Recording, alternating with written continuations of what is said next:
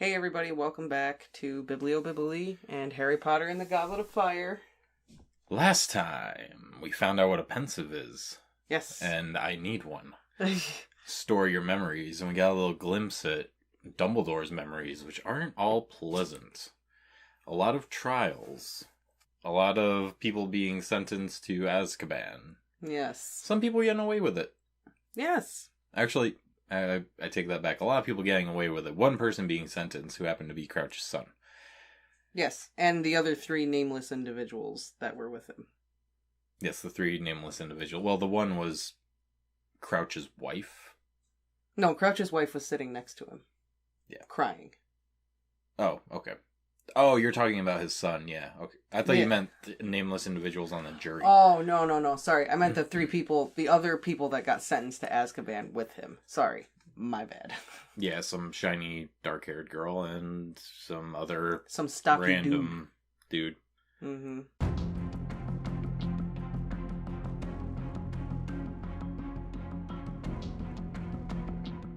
Chapter 31. The Third Task. Dumbledore reckons you know who's getting stronger again as well, Ron whispered.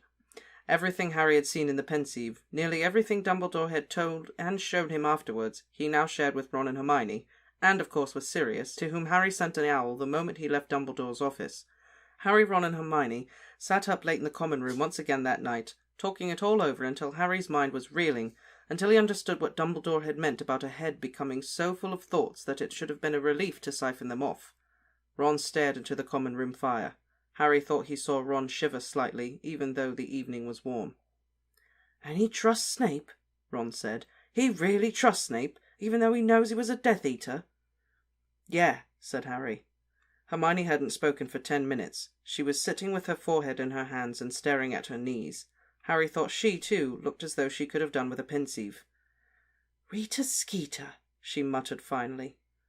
"How can you be worrying about her now?" said Ron in disbelief. "I'm not worried about her," Hermione said to her niece. "I'm just thinking. Remember what she said to me in the Three Broomsticks? I know things about Ludo Bagman that would make your hair curl.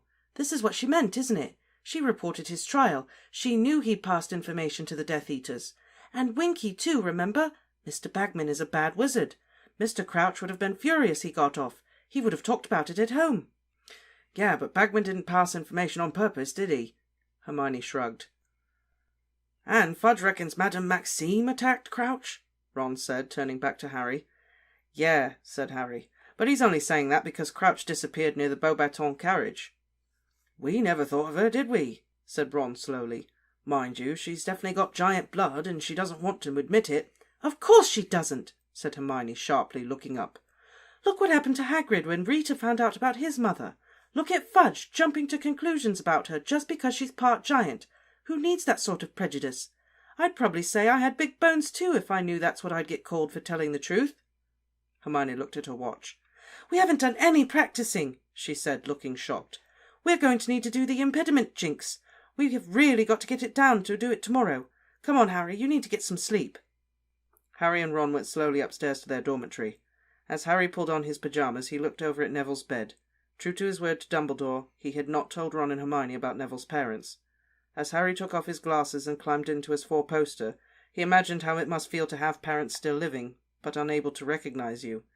He often got sympathy from strangers for being an orphan, but as he listened to Neville's snores, he thought that Neville deserved it more than he did. Lying in the darkness, Harry felt a rush of anger and hate toward the people who had tortured Mr. and Mrs. Longbottom. He remembered the jeers of the crowd as Crouch's son and his companions had been dragged from the court by the Dementors. He understood how they had felt. Then he remembered the milk-white face of the screaming boy and realized with a jolt that he had died a year earlier. If it was Voldemort, Harry thought, staring up at the canopy of his bed in the darkness, it all came back to Voldemort. He was the one who had torn these families apart, who'd ruined all their lives. Ron and Hermione were supposed to be revising for their exams, which would finish on the day of the third task, but they were putting most of their efforts into helping Harry prepare. "Don't worry about it," Hermione said shortly when Harry pointed this out to them, and said he didn't mind practicing on his own for a while. "At least we'll all get top marks in Defense Against the Dark Arts. We'd have never found out about all those hexes in class." "Good training for when we're all Aurors," said Ron excitedly, attempting the impediment jinx on a wasp that had buzzed into the room and making it stop dead in mid-air. The mood in the castle as they entered June became excited and tense again. Everyone was looking forward to the third task, which would take place a week before the end of term. Harry was practicing hexes in every available moment. He felt more confident about this task than any of the others. Difficult and dangerous though it would undoubtedly be, Moody was right. Harry had managed to find his way past monstrous creatures and enchanted barriers before now, and this time he had some time to prepare himself for what lay ahead. Tired of walking in on them all over the school, Professor McGonagall had given Harry permission to use the empty Transfiguration classroom at lunchtimes. He had soon mastered the impediment jinx, a spell to slow down and obstruct attackers, the reductor curse, which would enable him to blast solid objects out of his way, and the 4-point spell, a useful discovery of Hermione's which would make his wand point due north, therefore enabling him to check whether he was going in the right direction within the maze. He was still having trouble with the shield charm, though. This was supposed to cast a temporary invisible wall around himself that deflected minor curses. Hermione managed to shatter it with a well-placed jelly-legs jinx. Harry warbled around the room for 10 minutes afterwards before she looked up the counter-jinx. "You're doing really well, though," Hermione said encouragingly, looking down her list and crossing off those spells they had already learnt. "Some of these are bound to come in handy." "Come and look at this," said Ron, who was standing by the window. He was staring down into the grounds. "What's Malfoy doing?" Harry and Hermione went to see. Malfoy, Crabbe and Goyle were standing in the shadow of a tree below. Crabbe and Goyle seemed to be keeping a lookout. Both were smirking. Malfoy was holding his hand up to his mouth and speaking into it. "He looks like he's using a walkie-talkie," said Harry curiously. "He can't be," said Hermione. "I've told you these sorts of things don't work around Hogwarts. Come on, Harry," she added briskly, turning away from the window and moving back into the middle of the room. "Let's try that shield charm again." Sirius was sending daily owls now.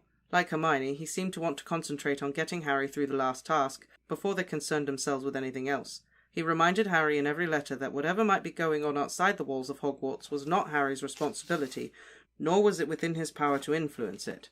"If Voldemort really is getting stronger again," he wrote, "my priority is to ensure your safety. He cannot hope to lay his hands on you while you are under Dumbledore's protection, but all the same, take no risks. Concentrate on getting through the maze safely, and then we can turn our attention to other matters." Harry's nerves mounted as June the 24th drew closer, but they were not as bad as those he'd had before the first and the second tasks. For one thing, he was confident that this time he'd done everything in his power to prepare for the task. For another, this was the final hurdle, and however well or badly he did, the tournament would at last be over, which would be an enormous relief. Breakfast was a very noisy affair at the Gryffindor table on the morning of the third task. The post-owls appeared, bringing Harry a good luck card from Sirius. It was only a piece of parchment folded over and bearing a muddy paw print on its front, but Harry appreciated it all the same. A screech owl arrived for Hermione, carrying her morning copy of the Daily Prophet as usual. She unfolded the paper, glanced at the front page, and spat out a mouthful of pumpkin juice all over it. "What?" said Harry and Ron together, staring at her.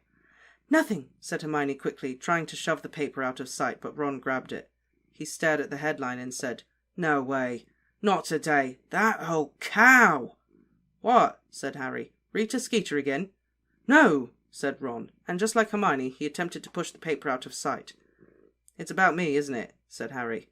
"No," said Ron in an entirely unconvincing tone. But before Harry could demand to see the paper, Draco Malfoy shouted across the Great Hall from the Slytherin table. "Hey, Potter! Potter, how's your head? You feeling all right? Sure you're not going to go berserk on us?" Malfoy was holding a copy of the Daily Prophet too. Slytherins up and down the table were sniggering, twisting in their seats to see Harry's reaction. "Let me see it," Harry said to Ron. "Give it here." Very reluctantly, Ron handed over the newspaper. Harry turned it over and found himself staring at his own picture beneath a banner headline. "Harry Potter, Disturbed and Dangerous." "The boy who defeated he who must not be named is unstable and possibly dangerous," writes Rita Skeeter, special correspondent.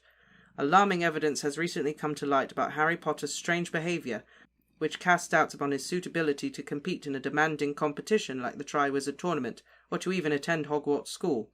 Potter, the Daily Prophet can exclusively reveal, regularly collapses at school and is often heard to complain of the pain in the scar on his forehead, relic of the curse for which you-know-who attempted to kill him. On Monday last, midway through a divination lesson, your Daily Prophet reporter witnessed Potter storming from the class, claiming that his scar was hurting so badly to continue studying. It is possible, say top experts at St. Mungo's Hospital for Magical Maladies and Injuries, that Potter's brain was affected by the attack inflicted upon him by you-know-who, and that his insistence that the scar is still hurting is an expression of his deep-seated confusion. He might even be pretending, said one specialist. This could be a plea for attention. The Daily Prophet, however, has unearthed worrying facts about Harry Potter that Albus Dumbledore, headmaster of Hogwarts, has carefully concealed from the wizarding public. Potter can speak Parseltongue, reveals Draco Malfoy, a Hogwarts fourth year. There were a lot of attacks on students a couple of years ago, and most people thought Potter was behind them after they saw him lose his temper at a dueling club and set a snake on another boy. It was all hushed up, though, but he's made friends with werewolves and giants, too. We think he'd do anything for a bit of power. Parseltongue, the ability to converse with snakes, has long been considered a dark art. Indeed, the most famous Parselmouth of our times is none other than you-know-who himself. A member of the Dark Force Defense League, who wished to remain unnamed, stated that he would regard any wizard who could speak Parseltongue as worthy of investigation. Personally, I would be highly suspicious of anyone who could converse with snakes, as serpents are often used in the worst kinds of dark magic, and are historically associated with evil doers. Similarly, anyone who seeks out the company of such vicious creatures as werewolves and giants would appear to have a fondness for violence. Albus Dumbledore should surely consider whether such a boy should be allowed to compete in the Triwizard Tournament. Some fear that Potter might resort to dark arts in his desperation to win the tournament, the third task of which takes place this evening. "Gone off me a bit, hasn't she?" said Harry lightly, folding up the paper. Over on the Slytherin table, Malfoy, Crabbe and Goyle were laughing at him, tapping their heads with their fingers, pulling grotesquely mad faces, and wagging their tongues like snakes. "How'd you know your scar hurt in divination?" Ron said. "There's no way she was there. There's no way she could have—" "The window was open," said Harry. "I opened it to breathe."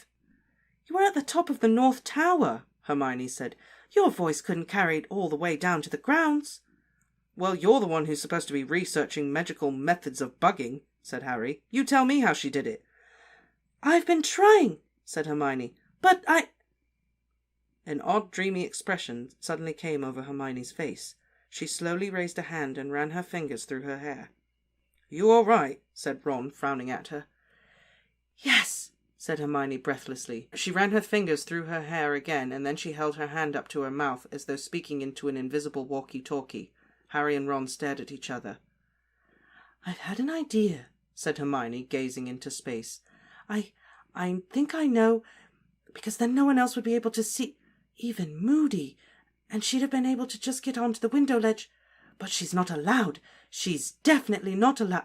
I think I've got her. Just give me 2 seconds in the library, just to make sure." With that, Hermione seized her handbag and dashed out of the Great Hall. "Oi!" Ron called after her. "We've got History of Magic exam in 10 minutes. Blimey," he said, turning back to Harry. "She must really hate that Skeeter woman to risk missing part of the exam. What are you going to do in Binns's class? Read again?" Exempt from the end-of-terms tests as a Triwizard champion, Harry had been sitting at the back of every exam class so far, looking up fresh hexes for the third task. "Suppose so," Harry said to Ron. But just then Professor McGonagall came walking along the Gryffindor table toward him. "Potter, the champions are congregating in the chamber off the hall after breakfast," she said. "But the task's not till tonight," said Harry, accidentally spilling scrambled eggs down his front, afraid he had missed the time. "I'm aware of that, Potter," she said. "The champions' families are invited to watch the final task, you know. This is simply a chance for you to greet them." She moved away. Harry gaped at her. "She doesn't expect the Dursleys to turn up, does she?" he asked Ron blankly. "Dunno," said Ron. "Harry, I better hurry. I'm going to be late for Binns. See you later." Harry finished his breakfast in the emptying Great Hall. He saw Fleur Delacour get up from the Ravenclaw table and join Cedric as he crossed the side chamber and entered. Crumb slouched off to join them afterward. Harry stayed where he was. He really didn't want to go into the chamber. He had no family who would turn up to see him risk his life anyway. But just as he was getting up, thinking that he might as well go up to the library and do a Spotmore hex revision, the door to the side chamber opened and Cedric stuck his head out. "Harry, come on, they're waiting for you." Utterly perplexed, Harry got up. The Dursleys couldn't possibly be here, could they? He walked across the hall and opened the door into the chamber. Cedric and his parents were just inside the door. Victor Crumb was over in a corner, conversing with his dark-haired mother and father in rapid Bulgarian. He had inherited his father's hooked nose.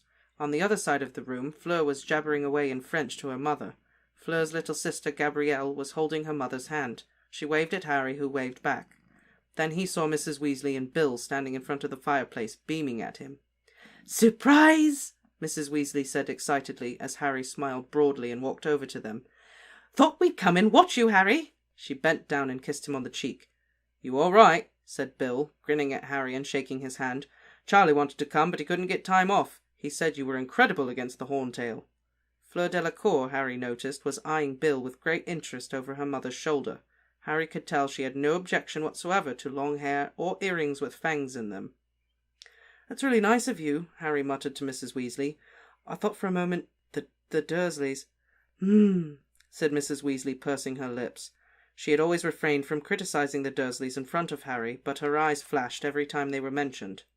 "It's great being back here," Bill said, looking around the chamber. Violet, the fat lady's friend, winked at him from her frame. "Haven't seen this place for 5 years. Is that picture of the Mad Knight still around? Sir Cadogan?" "Oh, yeah," said Harry, who had met Sir Cadogan the previous year. "And the fat lady," said Bill. "She was here in my time," said Mrs. Weasley. "She gave me such a telling off one night when I got back to the dormitory at 4 a.m. "What were you doing out of your dormitory at 4 a.m? said Bill, surveying Mrs. Weasley with amazement. Mrs. Weasley grinned, her eyes twinkling. "Your father and I had been out for a nighttime stroll," she said. "He got caught by Apollyon Pringle. He was the caretaker in those days. Your father's still got the marks." "Fancy giving us a tour, Harry?" said Bill. "Yeah, okay," said Harry, and they made their way back toward the door into the great hall. As they passed Amos Diggory, he looked around. "There you are you?" he said, looking Harry up and down. "Bet you're not feeling quite as full of yourself now that Cedric's caught up to you and points, are you?" "What?" said Harry. "Ignore him," said Cedric in a low voice to Harry, frowning after his father. "He's been angry ever since Rita Skeeter's article about the Triwizard Tournament. You know, when she made out you were the only Hogwarts champion." "Didn't bother to correct her, though, did he?" said Amos Diggory, loudly enough for Harry to hear as he made to walk out the door with Mrs. Weasley and Bill. "Still, you'll show him. Beat him but once before, haven't you said?" "Rita Skeeter goes out of her way to cause trouble, Amos," Mrs. Weasley said angrily. "I would have thought you'd know that, working at the Ministry." Mr. Diggory looked as though he were going to say something angry, but his wife laid a hand on his arm, and he merely shrugged and turned away. Harry had a very enjoyable morning, walking over the sunny grounds with Bill and Mrs. Weasley, showing them the Beaubaton carriage and the Durmstrang ship. Mrs. Weasley was intrigued by the Whomping Willow, which had been planted after she left school, and reminisced at length about the gamekeeper before Hagrid, a man called Og. "How's Percy?" Harry asked, as they walked around the greenhouses. "Not good," said Bill. "He's very upset," said Mrs. Weasley, lowering her voice and glancing around. "The Ministry want to keep Mr. Crouch's disappearance quiet, but Percy's been hauled in for questioning about the instructions Mr. Crouch has been sending in. They seem to think there's a chance they weren't genuinely written by him. Percy's been under a lot of strain. They're not letting him fill in for Mr. Crouch as the 5th judge tonight. Cornelius Fudge is going to be doing it." They returned to the castle for lunch. "Mom! Bill!" said Ron, looking stunned as he joined the Gryffindor table. "What are you doing here?" "Come to watch Harry in the last task," said Mrs. Weasley brightly. "I must say, it makes a lovely change not having to cook. How was your exam?" Okay," said Ron. "Couldn't remember all the Goblin Rebels' names, so I invented a few. It's all right," he said, helping himself to a Cornish pasty, while Mrs. Weasley looked stern. "They're all called stuff like Bodrod the Bearded and Urg the Unclean. It wasn't hard." Fred, George and Ginny came to sit next to them too, and Harry was having a good time. He felt as though he were back at the Burrow. He had forgotten to worry about that evening's task, and not until Hermione turned up halfway through lunch did he remember that she had had a brainwave about Rita Skeeter. "Are you going to tell us—" Hermione shook her head warningly and glanced at Mrs. Weasley. "Oh, hello, Hermione," said Mrs. Weasley, much more stiffly than usual. "Hello," said Hermione, her voice faltering at the cold expression on Mrs. Weasley's face. Harry looked between them and then said, "Mrs. Weasley, you didn't believe that rubbish Rita Skeeter wrote in Witch Weekly, did you? Because Hermione's not my girlfriend." "Oh!" said Mrs. Weasley. "No, of course I didn't." But she became considerably warmer to Hermione after that. Harry, Bill, and Mrs. Weasley whiled away the afternoon with a long walk around the castle, and then returned to the great hall for the evening feast. Ludo, Bagman, and Cornelius Fudge had joined the staff table now. Bagman looked quite cheerful, but Cornelius Fudge, who was sitting next to Madame Maxime, looked stern and was not talking. Madame Maxime was concentrating on her plate, and Harry thought her eyes looked red. Hagrid kept glancing along the table at her. There were more courses than usual, but Harry, who was starting to really feel nervous now, didn't eat much. As the enchanted ceiling overhead began to fade from blue to a dusky purple, Dumbledore rose to his feet at the staff table and silence fell. "Ladies and gentlemen, in 5 minutes' time I will be asking you to make your way down to the Quidditch pitch for the third and last task of the Triwizard Tournament. Will the champions please follow Mr. Bagman down to the stadium now?" Harry got up. The Gryffindors all along the table were applauding him, the Weasleys and Hermione all wished him good luck, and he headed off out of the great hall with Cedric, Fleur, and Crumb. "Feeling all right, Harry?" Bagman asked as they went down the stone steps to the grounds. "Confident?" "I'm okay," said Harry. It was sort of true. He was nervous, but he kept running over all the hexes and spells he'd been practicing in his mind as they walked, and the knowledge that he could remember them all made him feel better. They walked onto the Quidditch pitch, which was now completely unrecognizable. A 20-foot-high hedge ran all the way around the edge of it. There was a gap in the front of them, the entrance to the vast maze. The passage beyond it looked dark and creepy. 5 minutes later the stands had begun to fill. The air was full of excited voices and the rumbling of feet as the hundreds of students filled into their seats. The sky was a deep, clear blue now, and the first stars were beginning to appear. Hagrid, Professor Moody, Professor McGonagall, and Professor Flitwick came walking into the stadium and approached Bagman and the champions. They were wearing large, red, luminous stars on their hats, all except Hagrid, who had his on the back of his moleskin waistcoat. "We are going to be patrolling the outside of the maze," said Professor McGonagall to the champions. "If you get into difficulty and wish to be rescued, send red sparks into the air, and one of us will come and get you. Do you understand?" The champions nodded. "Off you go, then," said Bagman brightly to the 4 patrollers. "Good luck, Harry," Hagrid whispered, and the 4 of them walked away in different directions to station themselves around the maze. Bagman now pointed his wand at his throat, muttered, "Sonorous," and his magically magnified voice echoed into the stands. "Ladies and gentlemen, the third and final task of the Triwizard Tournament is about to begin. Let me remind you how the points currently stand. Tied in first place on 85 points each, Mr. Cedric Diggory and Mr. Harry Potter, both of Hogwarts School." The cheers and applause sent birds from the Forbidden Forest fluttering into the darkening sky. "In second place, on 80 points, Mr. Victor Crumb of Durmstrang Institute." More applause. "And in third place, Miss Fleur Delacour of Beaubaton Academy." Harry could just make out Mrs. Weasley, Bill, Ron, and Hermione applauding Fleur politely halfway up the stands. He waved up at them and they waved back, beaming at him. "So, on my whistle, Harry and Cedric," said Bagman. 3, 2, 1.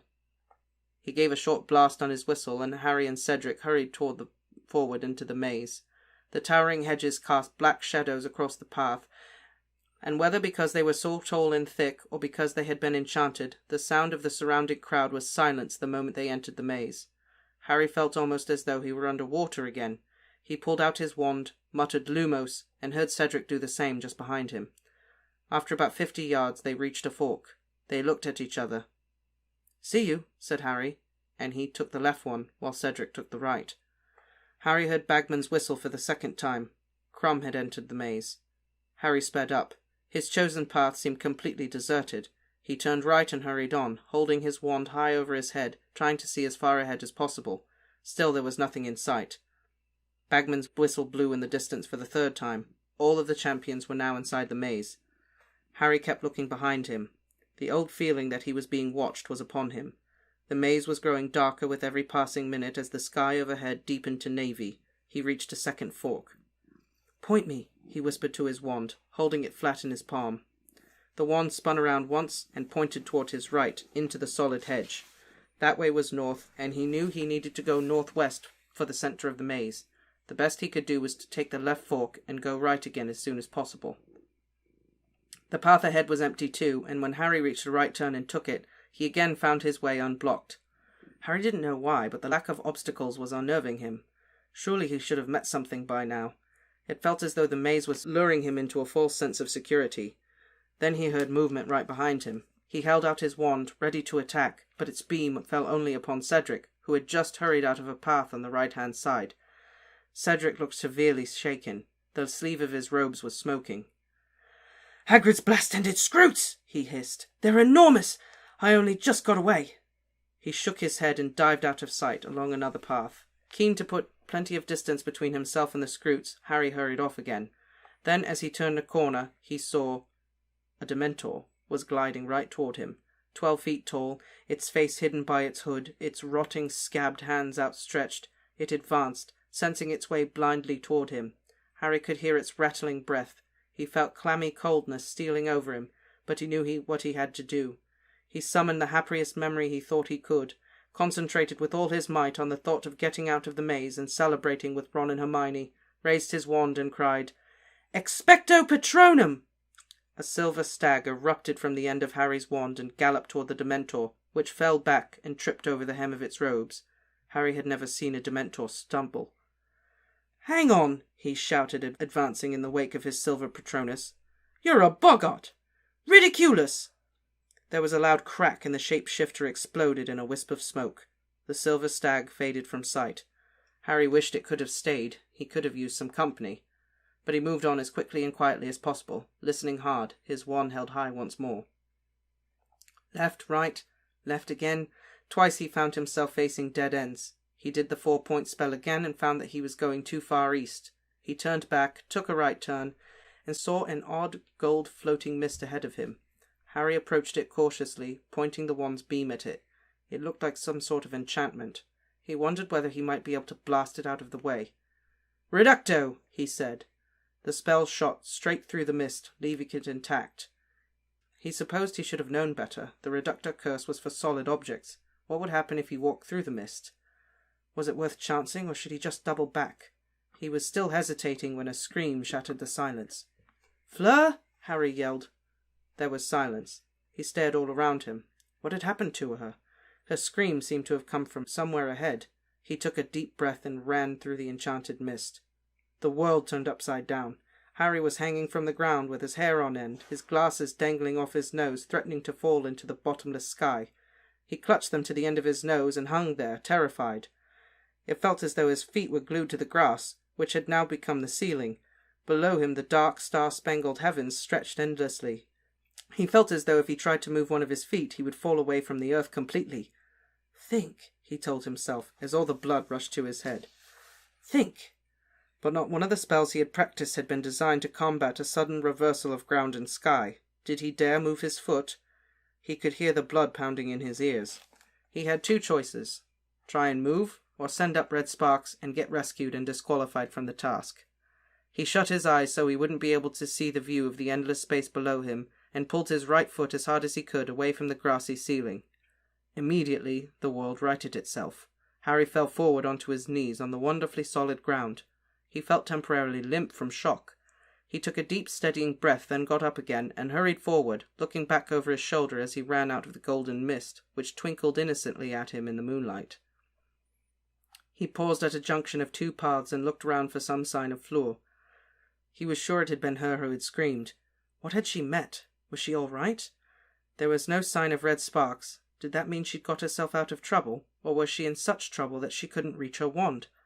Harry took the right fork with a feeling of increasing unease, but at the same time he couldn't help thinking, one champion down.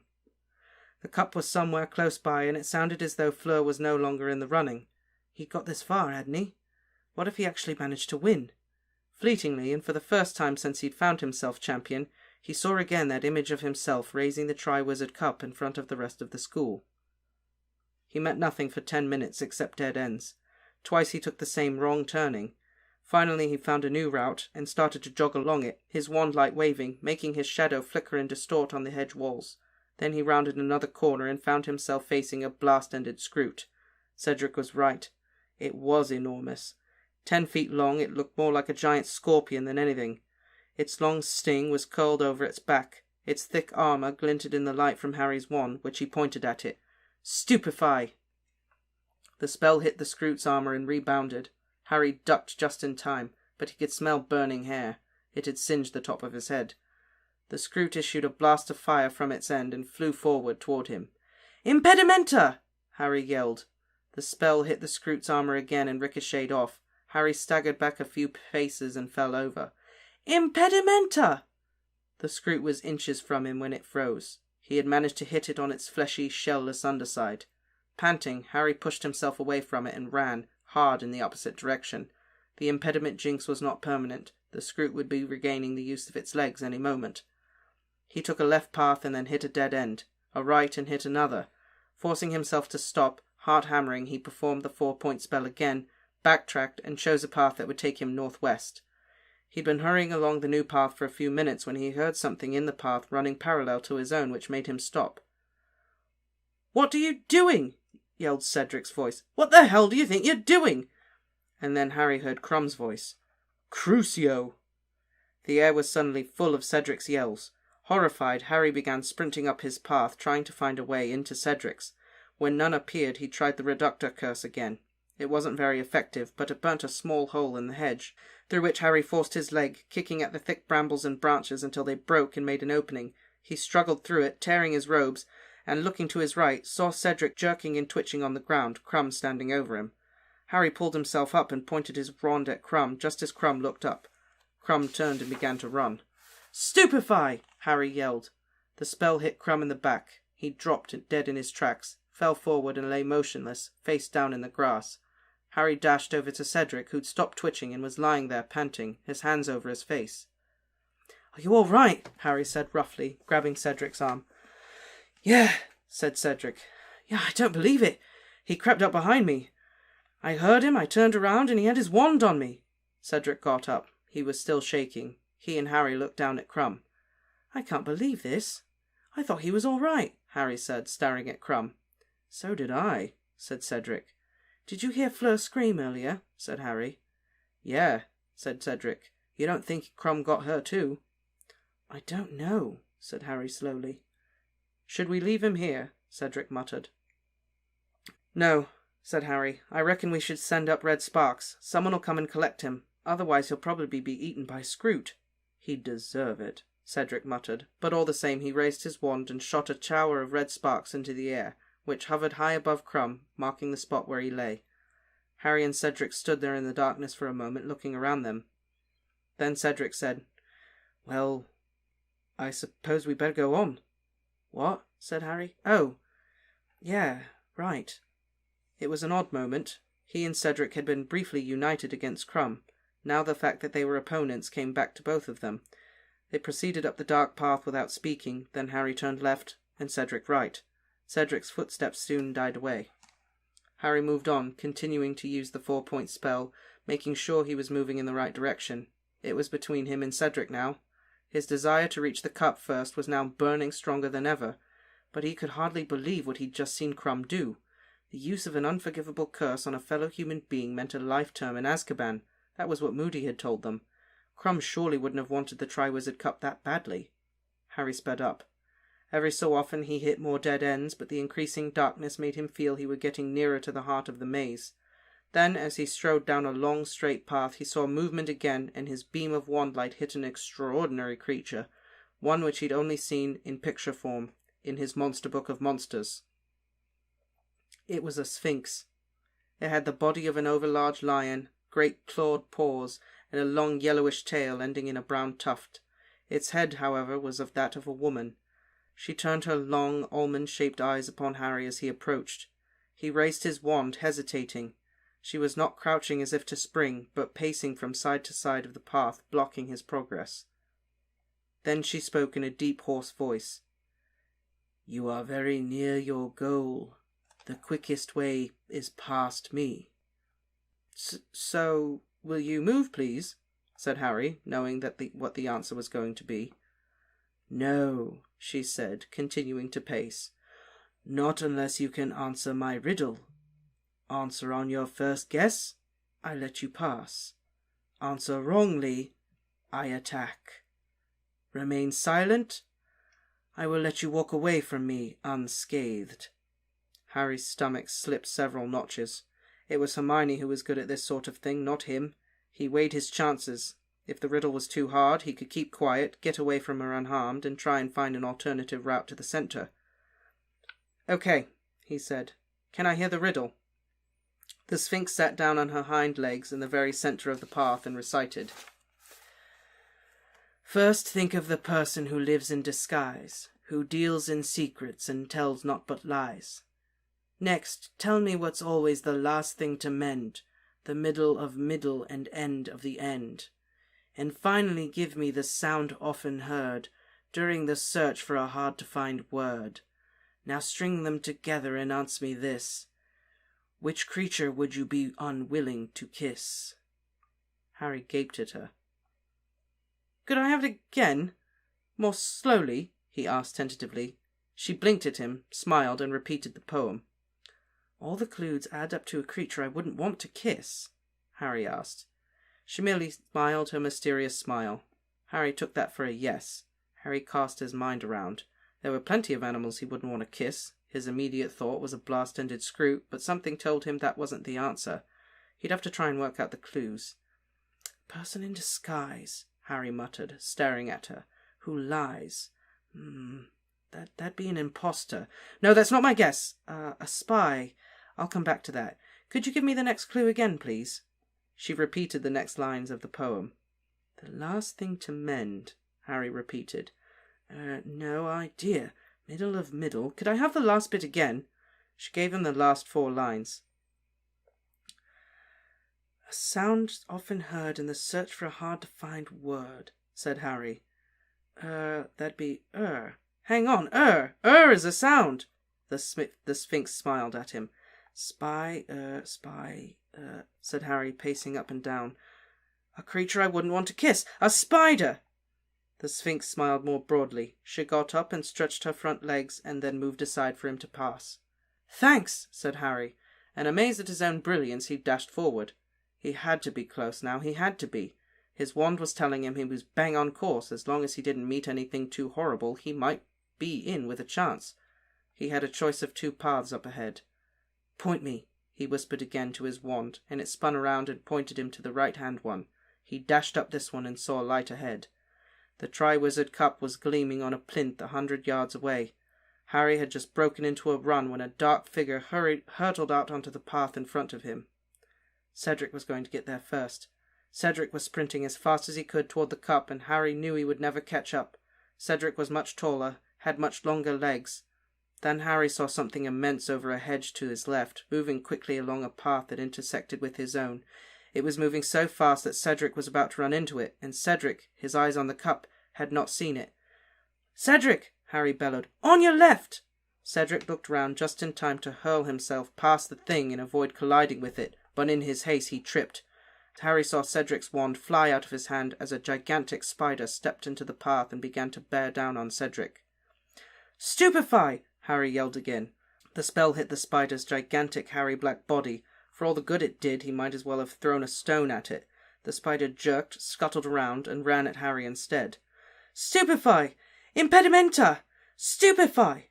But it was no use. The spider was either so large or so magical that the spells were doing nothing more than aggravating it. Harry had one horrifying glimpse of its 8 shining black eyes and razor-sharp pincers before it was upon him. He was lifted into the air in its front legs, struggling madly. He tried to kick it, his leg connected with the pincers, and next moment he was in excruciating pain. He could hear Cedric yelling, "Stupefy!" too, but his spell had no more effect than Harry's. Harry raised his wand as the spider opened its pincers once more and shouted, "Expelliarmus!" It worked. The disarming spell made the spider drop him, but that meant that Harry fell 12 feet onto his already injured leg, which crumpled beneath him. Without pausing to think, he aimed high at the spider's underbelly, as he had done with the scroot, and shouted, "Stupefy!" just as Cedric yelled the same thing. The 2 spells combined did what one alone had not. The spider keeled over sideways, flattening a nearby hedge and strewing the path with a tangle of hairy legs. "Harry!" he heard Cedric shouting. "Are you all right? Did it fall on you?" "No," Harry called back, panting. He looked down at his leg. It was bleeding badly. He could see some sort of thick, gluey secretion from the spider's pincers on his torn robes. He tried to get up, but his leg was shaking badly and did not want to support his weight. He leant against the hedge, gasping for breath, and looked round. Cedric was standing 10 feet from the Tri-Wizard Cup, which was gleaming behind him. "Take it, then," Harry panted to Cedric. "Go on, take it. You're there." But Cedric didn't move. He merely stood there, looking at Harry. Then he turned to stare at the cup. Harry saw the longing expression on his face in its golden light. Cedric looked round at Harry again, who was now holding onto the hedge to support himself. Cedric took a deep breath. "You take it. You should win. That's twice you've saved my neck in here." "That's not how it's supposed to work," Harry said. He felt angry. His leg was very painful. He was aching all over from trying to throw off the spider, and after all his efforts, Cedric had beaten him to it, just as he'd beaten Harry to Cho to the ball. "The one who reaches the cup first gets the points. That's you. I'm telling you, I'm not going to win any races on this leg." Cedric took a few paces nearer the stunned spider, away from the cup, shaking his head. "No," he said. "Stop being noble," said Harry irritably. "Just take it, then we can get out of here." Cedric watched Harry steady himself, holding tight to the hedge. "You told me about the dragons," Cedric said. "I would have gone down in the first task if you hadn't told me what was coming." "I had help on that too," Harry snapped, trying to mop up his bloody leg with his robes.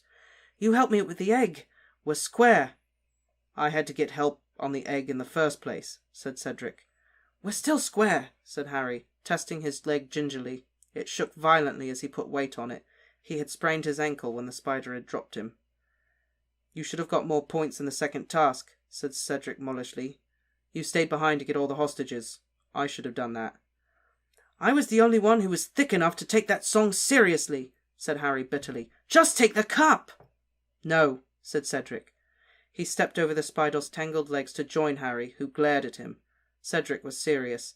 He was walking away from the sort of glory Hufflepuff House hadn't had in centuries. "Go on," Cedric said. He looked as though this was costing him every ounce of resolution he had, but his face was set, his arms were folded. He seemed decided. Harry looked from Cedric to the cup. For one shining moment he saw himself emerging from the maze holding it. He saw himself holding the Tri-Wizard Cup aloft, heard the roar of the crowd, saw Cho's face shining with admiration more clearly than he had ever seen it before. And then the picture faded and he found himself staring at Cedric's shadowy, stubborn face. "Both of us," Harry said. "What?" "We'll both take it at the same time. It's still a Hogwarts victory. We'll tie for it." Cedric stared at Harry. He unfolded his arms. You sure?" "Yeah," said Harry. "Yeah, we've helped each other out, haven't we? We both got here. Let's just take it together." For a moment Cedric looked as though he couldn't believe his ears. Then his face split into a grin. "You're on," he said. "Come here." He grabbed Harry's arm below the shoulder and helped Harry limp toward the plinth where the cup stood. When they had reached it, they both held out a hand over one of the cup's gleaming handles. "On 3, right?" said Harry. 1, 2, 3. He and Cedric both grasped a handle. Instantly, Harry felt a jerk somewhere behind his navel. His feet had left the ground. He could not unclench the hand holding the Tri-Wizard Cup. It was pulling him onwards in a howl of wind and swirling colour. Cedric at his side. Hey, I got 2 of the monsters, right? Yeah, you did. Last time did Scroots and Spider. Yes. Aragog's child. Aragog's children. That's right. We're the only monsters I knew, so... Well, Sphinx, where were you going to pull that out of? Exactly. Should have been a Minotaur. But I like that it was a kitty monster. Well, I know you like that. But yeah, I was not expecting that from Crumb. I mean, I kind of did. I had bad feelings about him, but I didn't expect him to straight up do a Cruciatus curse on someone. Maybe he's under the Imperious Curse too, just like Crouch. It's very possible. I mean, that could have happened when they came to get Crouch. They saw Crumb there, so, you know. Right, what if they cursed Crouch him? is not usable anymore. So we're just going to do away with him and... We'll use Crumb instead? Yeah. I mean, or Crumb's a dick. those are your options, I guess. I mean, he has been kind of brute force with all the challenges, and we've seen that the Durmstrang as a whole kind of just want to win by any means necessary. Mm-hmm. So it might be. I don't know. That, they teach that stuff. So maybe he thinks like, oh, it's not that bad. They teach it at our school. Would he really risk going to Azkaban for it? I don't know. Is that a worldwide thing? Or is it just... Well, here's the thing, though. Ministry? He's in their jurisdiction. Yeah, but who says he knows that? Just saying. I don't know. I feel like that's pretty risky to just do that. I'm sure it is, but... I don't know. Hermione seems to have figured out Rita probably Skeeter. the Imperious Curse. Well, yeah, it could be. Those are your options. Crumb is a dick, or someone else is a dick and put a curse on him. Exactly. One or the other. So I don't see Crumb doing that sort of thing, so I'm gonna say it's a curse. Yeah, you think somebody is... As much as I kind of put off by Crumb, I don't think he would have done that. So I don't think he chose to do that. Now it makes sense that when they attack Crouch, or when they come to get Crouch, that, Maybe they cursed him too. They didn't just stun him, but they put him under the Imperious Curse too. Maybe. They just lost a henchman. Because Crouch is obviously not working well with the Imperious Curse. He was obviously fighting that the whole time. So now they need someone else. Could be. Maybe. Wonder what happened to Fleur. I mean... There's a lot of possibilities. That's what I mean. There's like a whistle, and 10 minutes later, she screams, and that's it. I mean, did a creature get her? Did Crumb get her? We don't know. We don't know.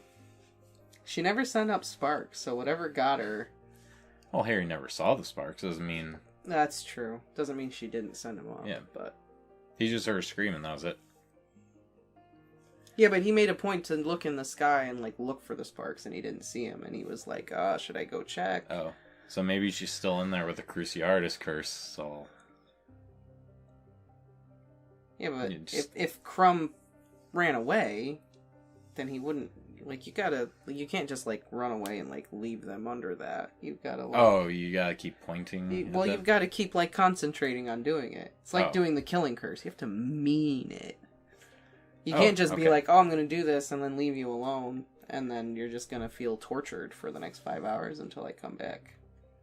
Oh, okay. Yeah. I don't know, they never cleared that up. I thought it was just one of those things where you do it, and then until they decide, alright, take it off No, you gotta, mean it. You gotta be there. And just... Yeah. Okay. Makes sense. Harry figured that riddle out pretty quickly, too. I just didn't get Spy. I got the Dur. Right. But I was like, where's the map? I wasn't thinking Spy. I don't know why I didn't think Spy. It would have made sense because I got Dur. Right, Spider. But, what don't you want to kiss? I was thinking of, Dementor and stuff like that. And I think that's what it... I think initially when you read it, you read it the first time, you're like, oh, it's a Dementor. Because it very much sets it up to be, that's your first guess. But you would think of something that has that humanoid mythology against kissing it. Yeah. You know? Yeah. Like a spider... There's nothing really about that. You know? It's all about the wordplay. Yeah. Which, I don't know. I like the Sphinx riddle. I like that part of it. It's all been physical, psychological, and then you get there and you're like, okay, I really got to kind of think about this for a minute. I got to use my brain.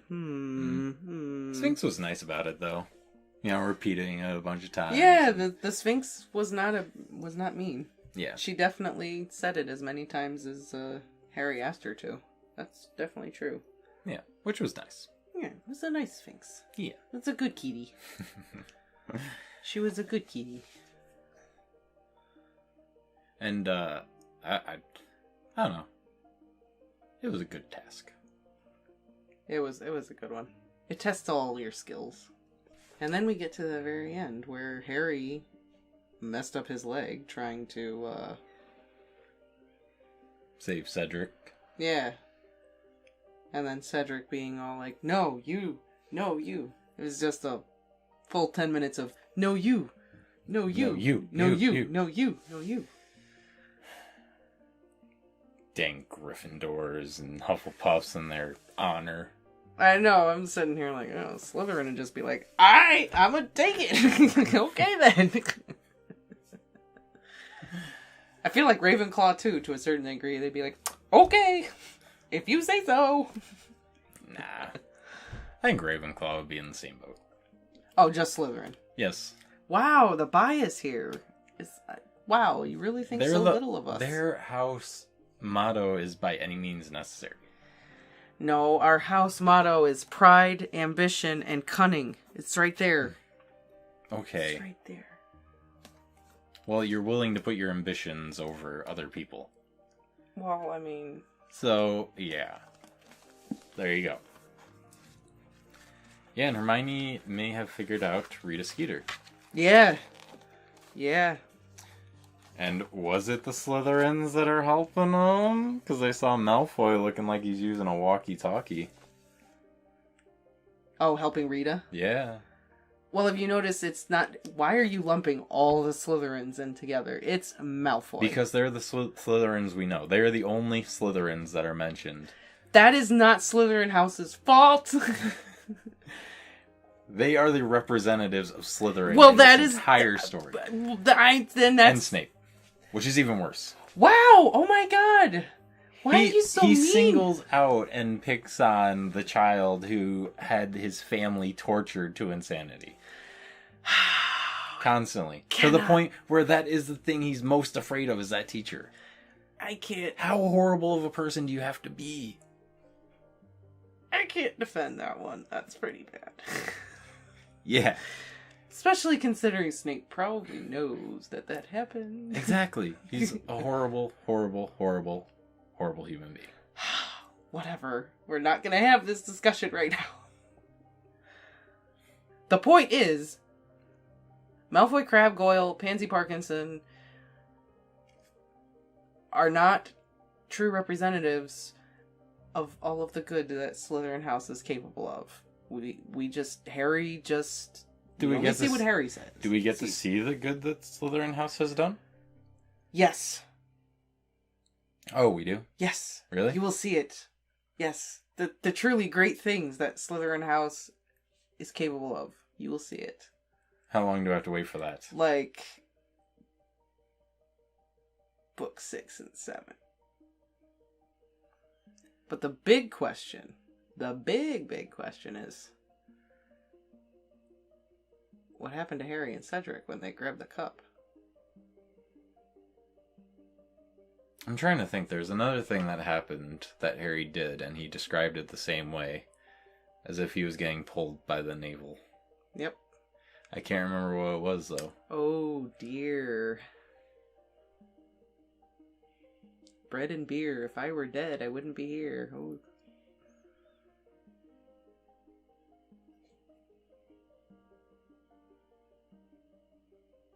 I don't remember what it was. Oh, man. And I can't stop grinning because I'm just like, ah! Oh, man. Okay. Oh, dear, dear, dear. I can't give you any clues. Why not? Because... what are I going to give you clues for? And, give you some insight into what happens in the next chapter. What's the next chapter's title? Chapter 32. Flesh, Blood, and Bone. Tasty. They grabbed onto it and then...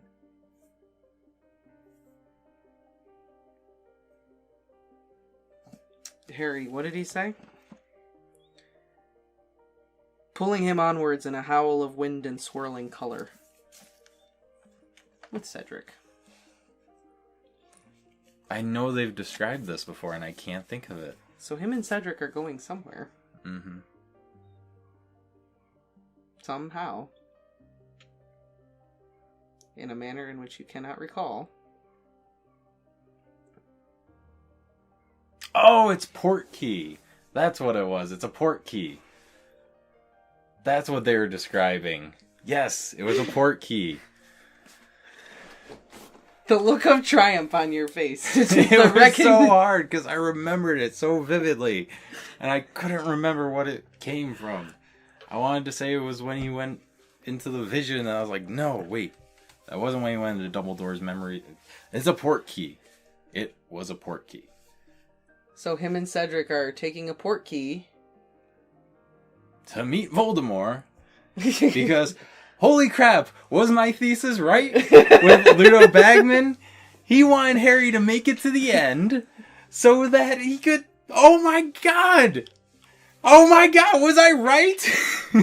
Was my incoherent rambling out of nowhere in this 5-second mind-blowing adventure right?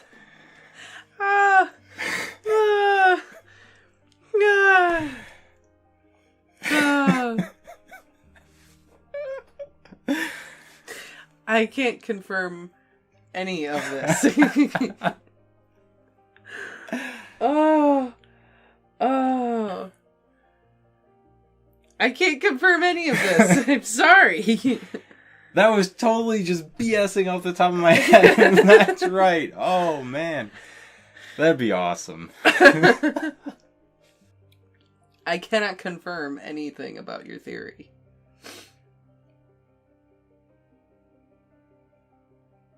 Oh, but it seems pretty viable at this point, doesn't it? That seems like the most plausible explanation. Why Ludo Bagman was so motivated to get Harry through that tournament. Oh my goodness. Make sure he gets to the end and make sure he wins. I can't... What do you want me to do? Say, yes, you're right. Or, no, you're wrong. No, you don't have to, because I just have a feeling. That it was Bagman with the cup. Deep in my flesh, blood, and bones. That I was right. That it was Bagman with the cup to get Harry to meet Voldemort.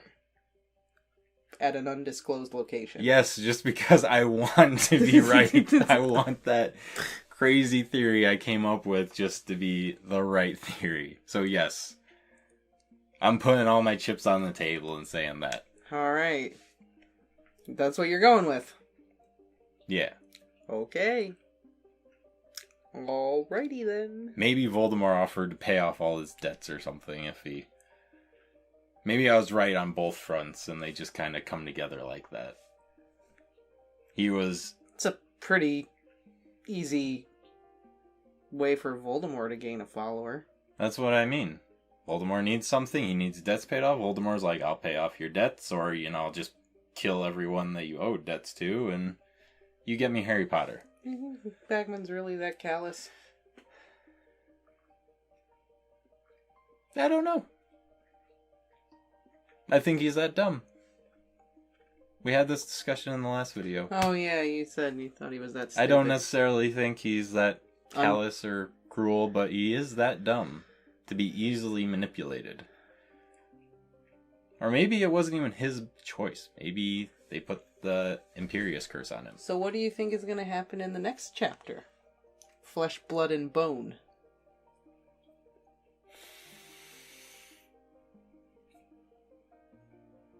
They're gonna fly out to the mansion, meet Voldemort and everything, and Voldemort is going to try to use Harry to, reconstruct himself back to his full flesh and blood form.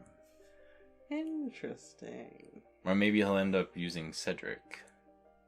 Ew. Maybe both of them, Isn't Cedric like a two-for deal? What do you mean? If they're going to meet Voldemort, is Voldemort expecting a second kid to be there? Well, no, but I'm guessing he's either going to use them or just, kill him off. Ooh, that would be terrible. Interesting. Okay, then. But this was obviously a very good chapter because it inspired a lot of very boisterous conversation from you. You're getting very excited about the end of this book. Because the theory I didn't even think about for more than 5 seconds sounds like it's coming true.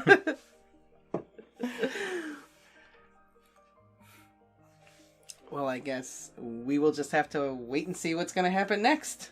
We will. In chapter, what is it, 33 or 32? Chapter 32, Flesh, Blood, and Bone. So join us next time for that. And don't forget to like, comment, and subscribe.